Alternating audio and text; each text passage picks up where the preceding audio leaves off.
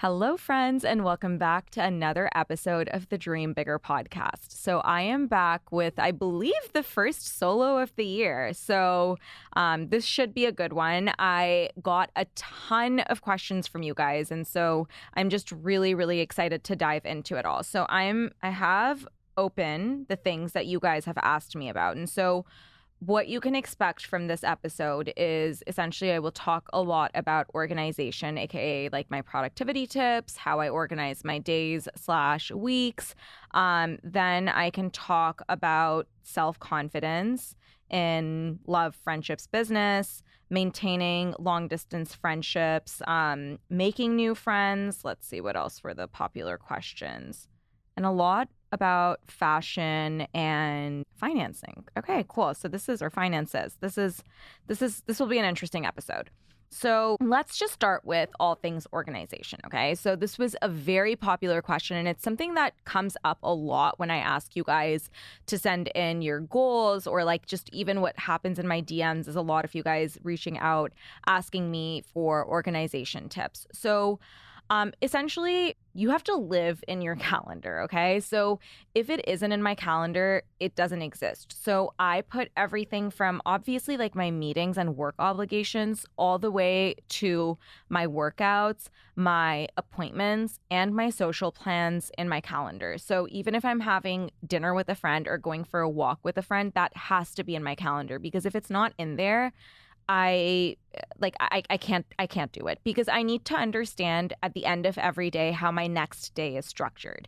And I try to batch my days as much as I can. So, for example, on days that are heavy meeting days, those are days that I also like to do my podcast, because I'm already in the habit of talking and kind of like exerting myself socially. So it doesn't make sense to kind of go between that to then doing head down work. It's very distracting and it's just not very efficient. So I try to block it, like on days where I don't have that many meetings, but I still have a few, I'll still do it so that it's blocked all together. So say between like 2 to 5, I have all my meetings, or I don't know, like 2 to 5, or like, I don't know, 3 to 5, whatever it is. But basically, I want to block them all together so that I still have time remaining at some point of the day for a few hours for me to do my head down work time. That's on days that are like more 50-50.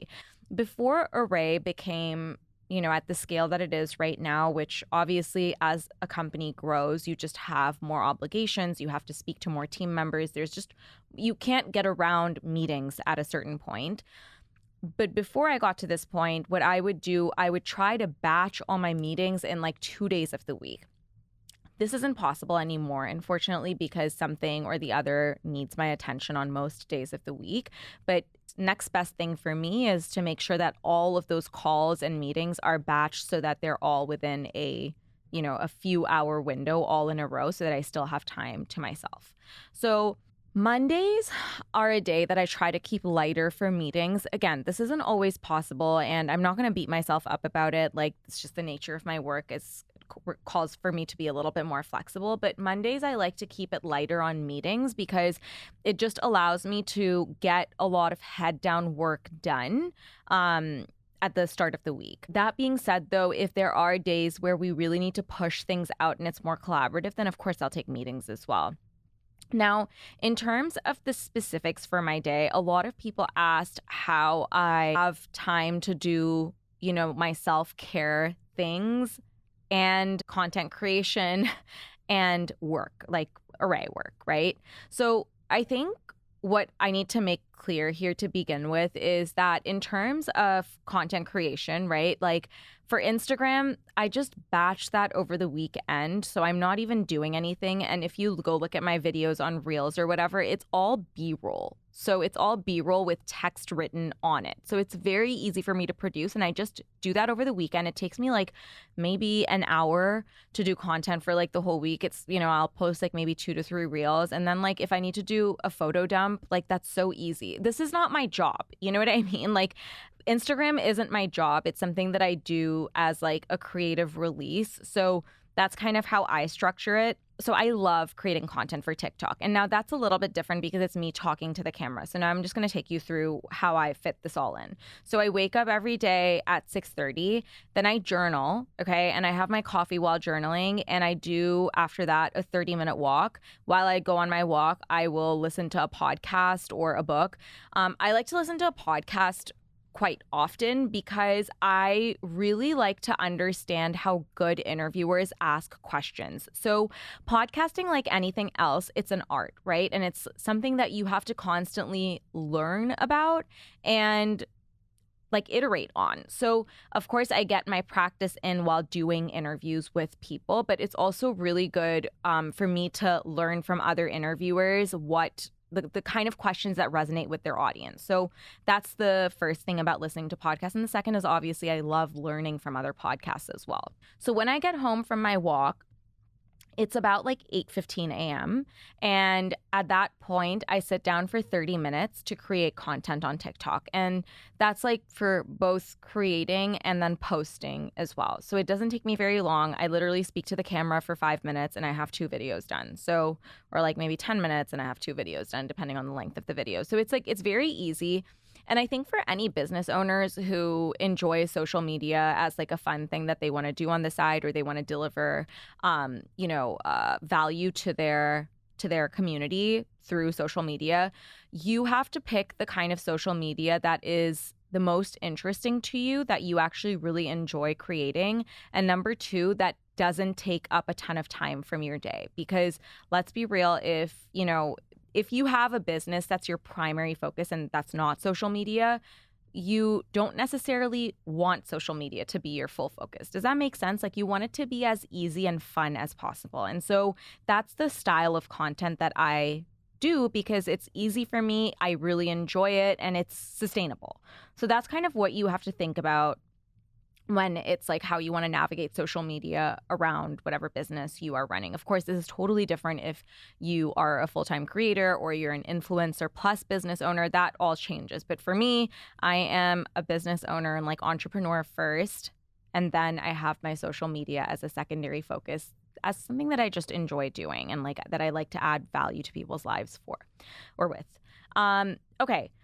So outside of that, self-care is my workout. And I work out 4 to 5 times during the week at the gym. And my workout is scheduled at 5 p.m. every single day, no matter what.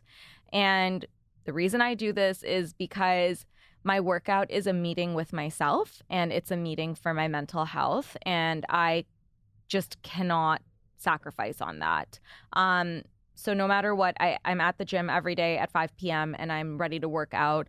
Of course, sometimes if something pulls me, maybe I'm 10 minutes late. But outside of that, like that is my tried and true time, and I don't miss it ever. If you're someone who is struggling to make time for your workouts, you have to kind of shift your focus and realize that once you have your health figured out, and once you prioritize your fitness, I feel like that's the first piece of the puzzle, and everything else sort of falls into place, because with that, you have more energy, you have better mental clarity, and you're just able to accomplish a lot more because you're in a better state of mind. So that's why I prioritize that part of my day, because I know that overall it makes me more productive. So that's number 1. Number 2, if you put it in your calendar and it's a meeting with yourself, you can't skip it. So you just have to make sure that it's in your calendar and it's a non-negotiable. So even if you're working out at home and you don't have a trainer, I have a trainer. So if I miss that session, there's also a $50 fee. So I can't do that.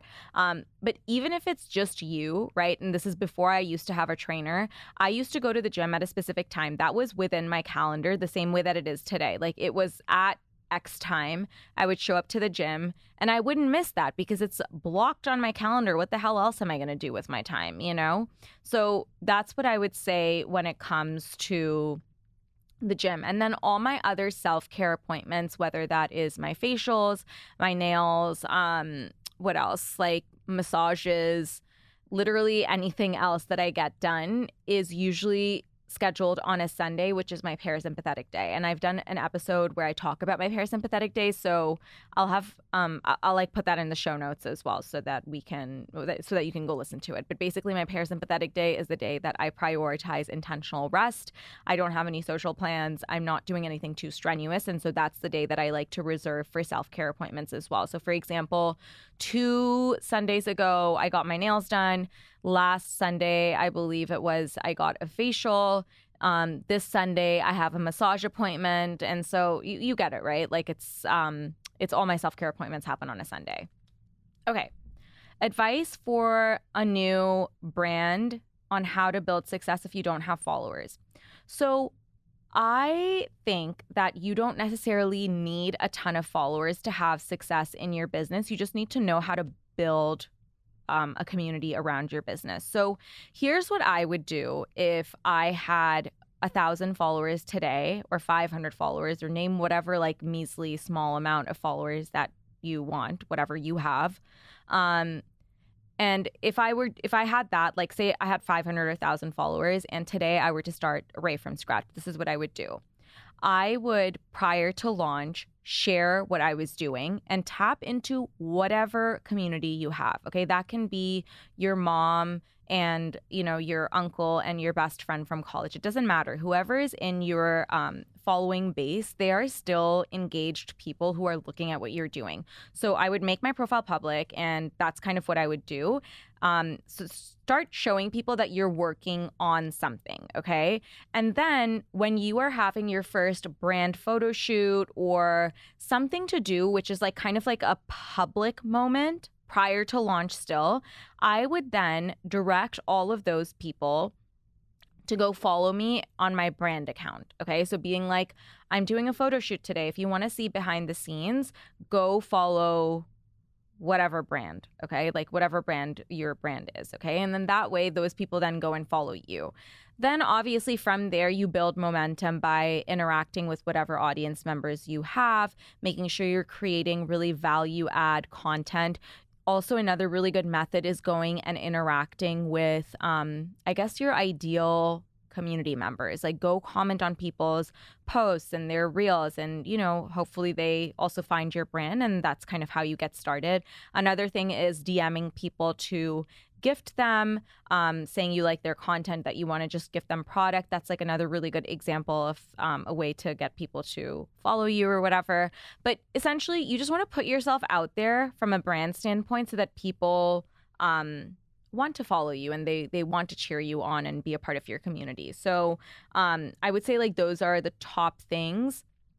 And of course, like as I said, value add content is really important. With brands, I think an insight that I have is that people will follow brands if they feel like the brand has a personality, okay? You don't just want to follow a brand because it's like pretty and cute, you know? You want to follow a brand that can either deliver some sort of entertainment or some value in your life, and that it's a brand that you can get behind. So however much you can show behind the scenes content, the better it is, the more value you can provide. Like for example, for us, we are a wellness brand. And so we're always trying to provide also value around like the science behind things, you know, just things that people can add to their lives. And then we do a lot of team content as well. But, you know, we have a very dynamic, fun team. That's not always necessary. But whatever behind the scenes you can show, I find is very advantageous. So that's what I would say about that. Okay, let's move on to self-confidence. So I think that self-confidence is essentially the promises you keep to yourself. Okay. So if you make a promise to yourself and you're able to keep it over and over again, I feel like it allows you to build confidence within yourself. That's number one. So if, for example, you are someone who wants to start going to the gym, if you then actually keep that promise to yourself and create a habit, I feel like that's kind of what you have within yourself. You know that you are this person that you want to be. And so that confidence sort of develops. The other thing is, of course, like, you know, doing any work that's required for you to know, I guess, for you to be self-aware and understand where your insecurities are, where they stem from, and just work through them. You know, we all have insecurities for different reasons, and we just have to be self-aware enough to understand why we have them and how to work in order to get rid of them or like work through them, you know, because a lot of the reasons or a lot of the things that have driven our insecurities, whatever they are, they've happened in the past, and yet they're kind of shaping who we are today. So we have to kind of work around that and like through that, either through like therapy or whatever different modalities you have available to you to work through that. It just helps you shape yourself into a better person. And then there's like tangible things like, I don't know, affirmations, if that's your thing. I've heard people say like speaking to yourself in the mirror.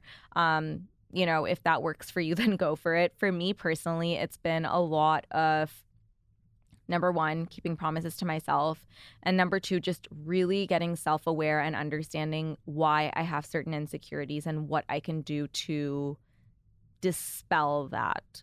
In terms of how I view myself, if that makes sense. So this is work that I'm constantly doing all the time. For example, if I have a certain goal and I'm not able to hit it, it's a lot of inner work to figure out why that is. Are there any inbuilt belief systems that somehow are blocking me from getting there? And yeah, the other thing is, I think also if you spend time with yourself, you develop a really beautiful relationship with yourself. So one of the most tangible tips that I have there is actually to travel solo. So I used to do this a lot when I was in my 20s. I've gone on so many trips alone and spent so much time by myself. And you know, I've had to get comfortable talking to strangers. I've had to get comfortable with my own thoughts. I've had to get comfortable people watching. I've had to get comfortable with the idea of people maybe thinking that I'm some weirdo sitting alone at a restaurant, but I don't really care. I don't care about any of that because I enjoy my own company. So I think like something like that is also something that develops self-confidence, and you don't have to go necessarily travel on your own if you don't want to, or if that's something that you're so far away from. Go to a cafe on your own, go eat lunch on your own somewhere. Like you have to be comfortable with yourself. So I feel like that also builds confidence because you just, I don't know, you fall in love with who you are as a person and you're very comfortable on your own. And I think that once you have that portion of things figured out, that kind of bleeds into all of your relationships, whether that's friendships or relationships or whatever it is. And the other thing when it comes to, I think, confidence in relationships and with your friends, number one is obviously making sure that whatever relationships you have in your life are not toxic. Like you should be surrounding yourself with people who make you feel really good about yourself. And if your social circle and your, you know, partner are actually haters, like they're people who are mean to you and you come out of those interactions and you feel like shit about yourself, maybe you need to have a little talk with yourself, like really look yourself in the eyes in the mirror and ask yourself why you have these relationships and what you can do to change those relationships. Maybe you need to cut those toxic people out. Maybe you need to crowd out those friendships with new ones, but you need to take action in order to surround yourself with people who are actually your cheerleaders. Because if you're with a bunch of energy vampires, how are you ever supposed to feel confident? You're not, because these are people who like don't like you and they're mean to you, and that's just bad energy. We don't want that in our lives. So that's number one. Ensure that you have to really take inventory of who is in your social circle and who are your like near and dear ones, and make sure that they are actually people who care about you and treat you in a really, really nice way, and that you give that back to the world as well, right? So that's super, super important. And then the other thing is, if you do have like, you know, good, healthy relationships, what are you putting into them, right? Are you showing up as the best possible partner to who you're dating or married to or seeing or whatever it is? For Nish and I, like I've talked about this loads, it's about being really conscious about what the person needs at that given time of day, right? So I remember giving this example the last solo that I did about Nish and I, but it's so relevant even right now where, you know, a few days ago, like Nish was just really busy doing something in the business that I couldn't do. And like he was happy to do like whatever chores there are to do. But I was like, if you need time to work on that part of the business, which is beneficial to us both because I certainly can't do it, then let me pick up in the part where I actually am capable of doing so. Does that make sense? Like, yes, 50-50 for all things in life. But at the same time, you have to be able to also pick up where your partner maybe isn't able to because of whatever given circumstance. And just being honest with yourself about the fact that, okay, are both of you in a relationship really giving to each other? Are you putting each other on a high priority list? And it's like a very reciprocal thing. Like, I know that if I get busy with work, Nish will pick up in other areas of our lives. Like, he's not just going to abandon me and have me drown. That's just not how our relationship works. And it should be the same with friendships as well, I feel like, So being there for your friends, making sure that they are a priority. Like, even if you're busy, if you've not seen them in a while, still like making the effort to get dressed and go out for dinner, or checking in on them in a group text, which actually someone else asked about long distance friendships. I know that this is hard. My 3 best friends in the world do not live in the same city as I do. And these are like my actual best friends from birth. But we have a group chat and we'll just send funny things to each other or like check in with each other. So it doesn't always have to be high touch. It can be like low touch. But the point is just to let people know that you're there and, making an effort. And then, of course, if you're able to visit each other, do that. It doesn't have to be like every month. I see my best friends a couple of times a year. And when we're together, it's just the best time ever. But even throughout, we're just like texting each other to let each other know that, we're on each other's minds, if that makes sense. And, it's the same thing with my family. So my brothers both live, like my whole family, no one lives in LA. Okay. And so last year, my mom and I, like my mom was upset with me, okay? And this doesn't really happen because I don't know, like I'm on really good terms with my entire family. No one gets mad at each other. Like we just kind of like we're cool. But one time she got upset with me and I couldn't understand why, and she was like, you call me like maybe once every 2 weeks and I understand you're busy with work, but you don't really know what's happening in my life. And I was like, well, shit, she's actually right. And I felt really, really badly about myself for having neglected that. And the reason is sometimes, you take your own family for granted, but at the same time, I think that was like my wake up call that, okay, my mom, even though we love each other unconditionally, she still needs to know what's happening in my life, not necessarily on like a day-to-day basis, but just overarchingly. And so after that, I was like, okay, I'm going to actually make an effort to call my family whenever I can, just to like say what's up and just like give them little updates. So I don't know, like making the effort to call your loved ones every now and then is, I think, really helpful as well. So I would say that about long distance friendships and relationships. Finding clarity around starting a business. So I would say that when it comes to starting a business, at your core, you need to be someone who is able to identify problems and question why they haven't been solved. So I have a running list on my notes on my phone of businesses that I want to start. Not that I'm going to go start them, but I just cannot for the life of me figure out why certain things haven't been solved for. And it was really the same thing about Array. It wasn't that I saw this like great space for me to make a ton of money. That's really not what it was. It was that I was a frustrated consumer and couldn't understand why my need hadn't been solved. And so I was like, well, no one else has done it. Or if someone has, I don't know about it. And so that means that they've not done a good enough job. And so let me go solve for this. And, it worked out, thankfully, pretty well. And so I think a lot of the times when we think of a business idea, we think, oh, but that must have already been done. Or maybe someone's already doing that and I'm not going to be able to succeed. Throw that kind of thinking out the window, because if you don't have the solution in front of you as a consumer, that means that whoever is working on it hasn't done a good enough job. And so that's your chance to solve the problem that you are frustrated with. Does that make sense? I hope it does. Okay, thoughts on moving to LA as a new founder. Do you think location is important to build a brand? So here's what I would say. I think you can start your brand wherever you are just to have proof of concept. But of course, if you live in a city where, there's the biggest chance of kind of getting consumers or there's a bigger community of other like-minded brands, of course you're going to go further, okay? Because a lot of what happens in your business is also about who you know. There's really no surprise that so many tech founders all live in Silicon Valley. That's not some like random coincidence. It's because if you are in an area where there's a lot of like-minded people, you can do things together, you can learn from each other, you can collaborate. It's just a lot easier to succeed when you are in a community versus in isolation. So that's what I'll say if I were to start a business again, or say, like, let's go back 4 years ago when I started Array. I wouldn't change anything. I think it's great that I started the business in Toronto, but was it necessary for us to move when we did? Yeah, I think it was really advantageous. Do I think it's like it would be a make or break it thing? No, absolutely not. If you don't have the opportunity to move, don't move, right? I mean, you can really succeed from anywhere, but I'm talking about things that may kind of accelerate your business, if you will.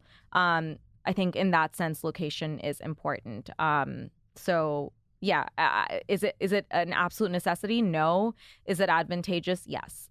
Okay, there's a few questions here about friendships as an adult and networking. So both of these are things that I can answer together. The methodology for networking and friendships is really the same, okay? So if you're wanting to make new friends or meet new people, you need to start putting yourself in more like in more scenarios where you can meet those people. So for example, if I want to make new friends, then, and I'm a specific type of person, right? I'm someone who values wellness. So I would probably go to workout classes or my local cafe and be really open. So I speak to people or like something comes up. Like, I don't know, things like that happen. If you have open energy, you're just able to meet people. Like actually, one of my good friends in LA, Annabelle, shout out, we were doing a pop-up at the Alfreds on Melrose.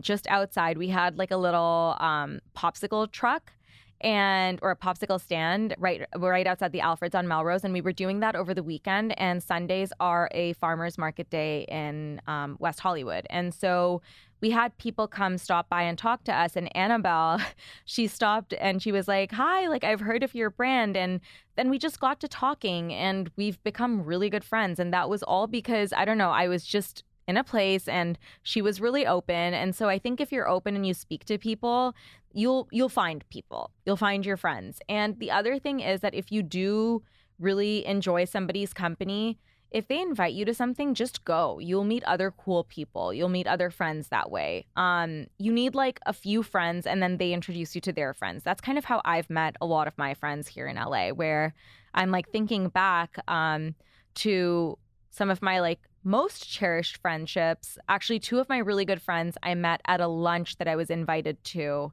and I just said yes to it. And then, I met two of my like closest friends in LA from that. So, you can see that it's just about saying yes to more things. You just meet more people that way and put yourself in scenarios that match your personality. So if you're someone who's, interested in health and wellness and you don't like to spend your Thursday nights at a bar, maybe don't go to the bar to make new friends on a Thursday. You know what I mean? Like you need to kind of do the activities that you would naturally do and just have open energy in order to meet those sorts of people. So that's what I would say. And then in terms of networking, I think it's a lot of the same concepts, right? Like going to, like saying yes to more things, being really open when you meet people, and then following up and like, going out for coffee or lunch or whatever with those people that you meet. And then expanding from there. For me, networking has been a lot of saying yes. It's been a lot of, I guess just like being open, approaching people, being open to talking to them. Also, I think Instagram is a really good opportunity to meet new people that way too, whereby, if you think someone is cool or you have a lot of mutual friends, I don't think it's a bad thing to slide into someone's DMs. Obviously have things in common with them. Like don't just go over to like some random person who you've never met. That's kind of like weird. But if you have things in mutual common with them and,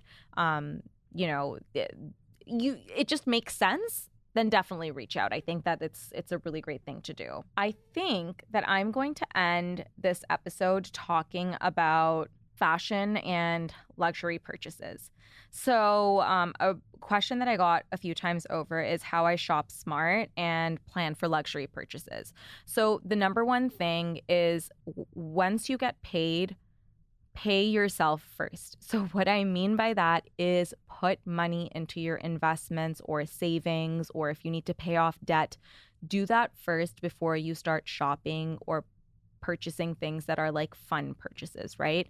Because if you have already put money into, I'm just going to talk about myself, into my investments, right? So that's like my number one thing is I invest my money first into like the stock market or whatever before I go and start buying things. Like the money that I have left over is what I use for shopping. But my first priority is making sure all my bills are paid and that my investment accounts are funded.